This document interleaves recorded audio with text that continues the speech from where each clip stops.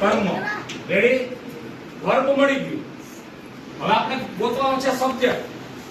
તો વર્બને જ પૂછવાનું કોણ ગાય છે, પ્રશ્ન પૂછવાનો. ખાસ ધ્યાન રાખજો. નવી રીતું ધ્યાન રાખજો બેટા, બધે આવશે એનએમએસ ને બધી જગ્યાએ આવશે. કોણ ગાય છે આમાં? એને.